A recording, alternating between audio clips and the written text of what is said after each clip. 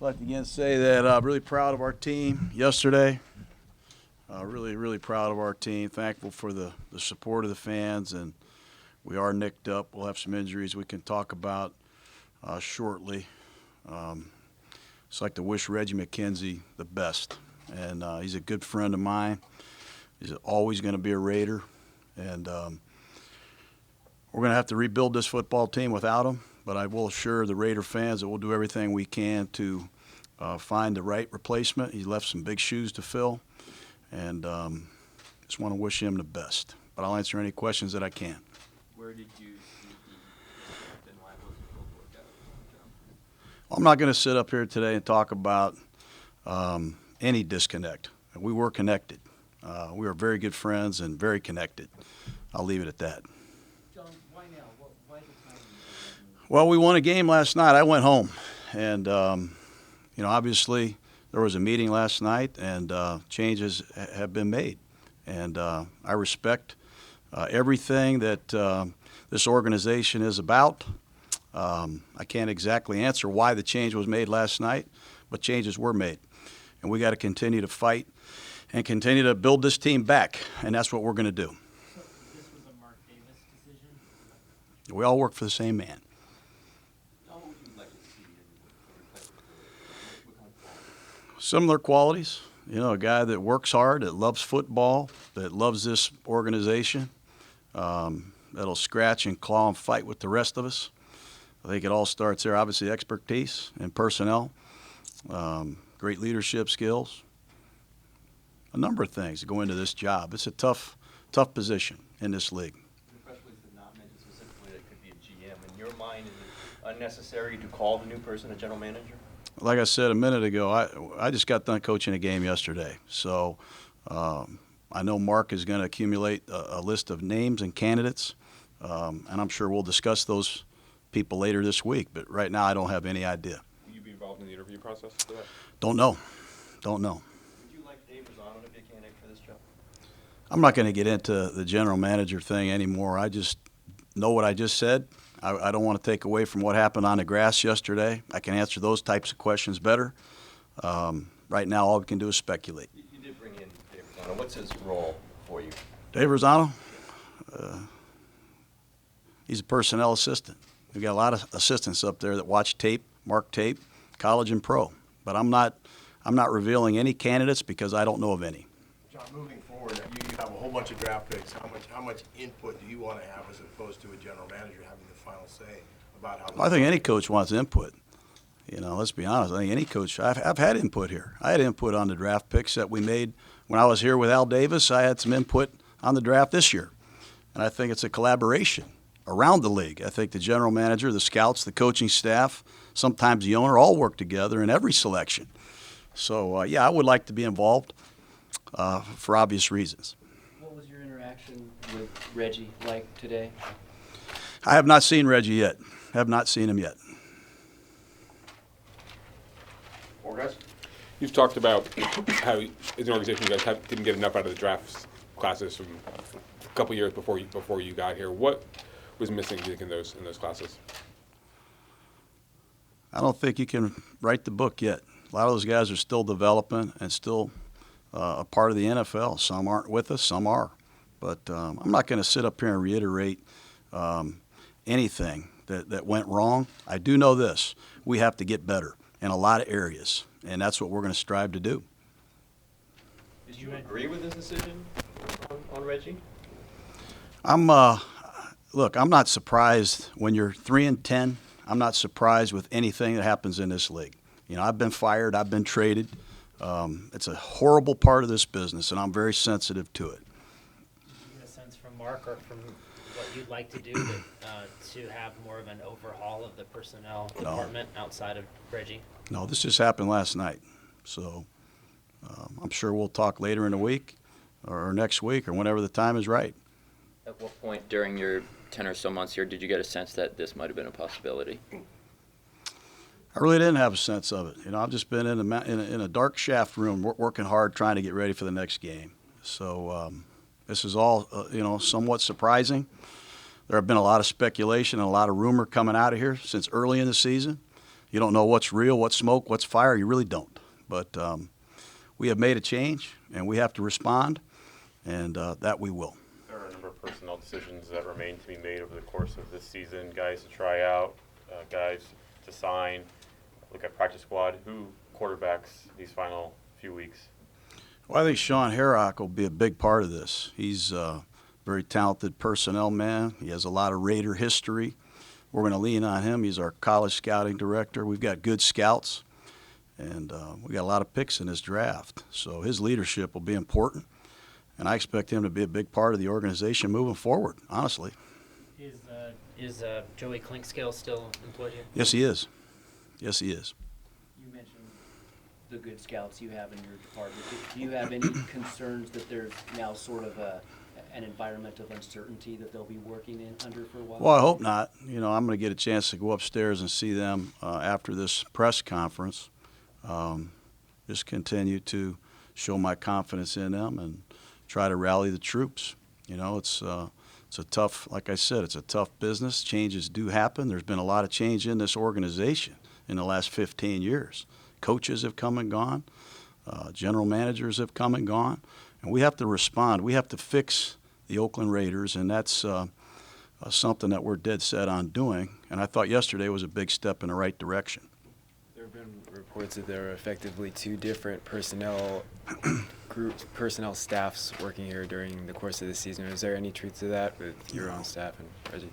I don't know where these reports come from. I got a pretty good idea, honestly, but I have a couple guys that work for the coaches. We have different needs than the scouts. We're not scouting players. We're getting ready for an opponent. So, yes, we do have people working for the coaches, but it doesn't intersect with scouting at all. It's a completely different agenda. John Feliciano, there seemed to be belief yesterday that he might be done for the season with a calf injury after further review. It's a real concern. That's a big concern for us right now. We've got 3 games left to play. Gabe Jackson hurt his elbow. We don't know the severity of that. There's a good chance Feliciano might be gone for the season. Kelechi Osemele did not play yesterday, so we have big issues to solve. Who's our backup center? Who's playing left guard? Who's playing right guard? That's a big concern, and one of the reasons I've been up late at night. Jalen Richard injured yesterday, too? For his ribs, I think he's going to be okay, but he's sore. Got a lot of guys hurt yesterday. You mentioned the injuries in the interior line, and yet both those players, Feliciano and Jackson, finished the game. What did you see from That was unbelievable. You know, that was one of the great things I've seen, and you hate to see a guy go out there and put himself at risk, but Feliciano, Gabe Jackson, they insisted on going out there and finishing that drive. It was like out of a movie for me. I was really proud of those guys for finishing, something we talk about a lot, and they put an exclamation point on finishing yesterday. That was awesome. I'm curious to hear your thoughts for DeMontre Moore, a guy who hadn't been playing football, hasn't been on a roster since last October, and yet he plays 30 snaps for you guys between defense and special teams. What you've seen from him in such a short span, given he's been out of football for so long? That was an impressive debut for him. You know, he's stayed in shape. It's a credit to him. He came in, took advantage of his reps. Coney Ealy's another guy that hasn't played much football. Well, you know, we had some injuries. Shalik Calhoun was out. Hurst didn't play yesterday, so those 2 guys were needed, and in a lot of ways they delivered some really good snaps for us. What's the biggest difference between Garon Conley here in December as opposed to the one that was, you know, being eased into action earlier in the year? Well, he's a lot more confident now. I mean, he missed a lot of training camp. He was hurt, missed most of last season. So I think his preparation has been better. I think he's been able to practice. Our secondary coach has really helped him, played a role in this. And the guy's talented. And I think he's gaining confidence each week. He sees himself covering the best players in football, and he's having some success. And he's just doing the little things right, and he's getting better every week. Do you think him and Carl Joseph not playing in time early on as part of the process they needed, or is it kind of look back and wish they'd played more? No, I think it was part of the process. I think Conley, like I said, coming out of training camp, had missed some time. We were worried about him even being available early in the season. And Carl was still solving the defense, finding his way a little bit, playing free safety and strong safety. But both of those guys have gotten better and better, and they're even showcasing some leadership now, taking some ownership of the football team, and it's great to see. I'm excited about that. Between those two guys and Daryl Worley is another younger player, are you having increasing confidence that maybe you have some long-term solutions on the back end? Yeah, I really am. Conley, his play has really improved steadily. And, Worley is still battling through that shoulder injury, but we still think he's got a big upside. So to answer your question, yes. What are you seeing from Seth Roberts in terms of production? He was kind of pushed down the ladder a little bit when you first got here, and then you brought in Jordy, and Amari was still here. He's kind of hung with it, and he had some good catches yesterday. Really was. LaFell came, and LaFell was a good player. I'll say this. I didn't realize LaFell had over 400 catches. This guy was a heck of a football player. So you're right, Seth was in the background a little bit. Credit to him for not hanging his head and sulking. He is a pro. We had him a couple times yesterday. We chose to throw the ball elsewhere, but he ran some great routes, made some big plays when needed, and really did a good job of blocking on the perimeter. So he's been a go-to guy for us here with the injuries that we've had at wide receiver. I'm really happy with him. Where will re-signing Jared Cook be on the priority this offseason? Hopefully it's on a high priority. Whoever the general manager is, we'll show him some tape of Jared Cook. This guy's been dazzling really as a receiver. We've been able to put him in so many different positions, in the slot, at wide receiver. His conditioning, his stamina, his competitiveness, his running after the catch. Really, really excited about the season he's had. Hopefully we get him back. What do you make of some of those tight window throws that Jared made? He seemed to put it right in the particular spot where the ball was used. I think it goes back to why we drafted the two tackles. We really feel if we can protect Carr, he can make all the throws. He can make passes that very few guys on the planet can make. And he can make them confidently. He doesn't even think about it. And when he's off 6 inches, he's mad. He can really throw the ball. He's feeling it right now. That's why there's a lot of concern at guard, who's going to play guard for us. But if we protect him, the man is really, really talented.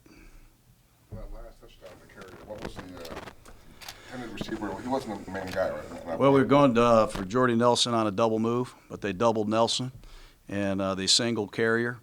And when you get the single on that play, you got to win. And Carrier ran a great route. He made 2 big catches for us yesterday, almost blocked the punt. Our tight end coach, Frank Smith's done a great job with all our tight ends. We used 4 of them yesterday.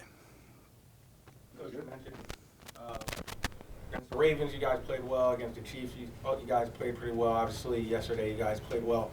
How big is it for just the confidence of the team to finish out this year strong and keep playing, at a high level, even into next season, into all seasons? Yeah, it's big. Yeah, it's huge. It's really huge.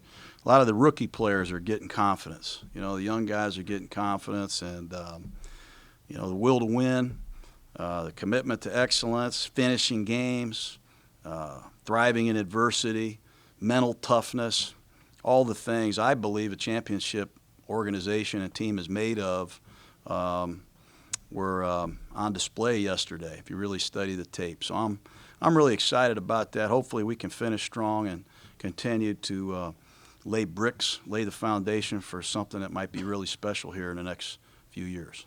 Derek said yesterday he had a conversation with you early in the season where you basically sat him down and told him that you don't care about you didn't care about stats at that point. You just wanted to see him execute what you were hoping for from him. He said that was very freeing for him. Is that a conversation that you remember? And have you a little bit. seen it He affect tries to do everything you ask him to do.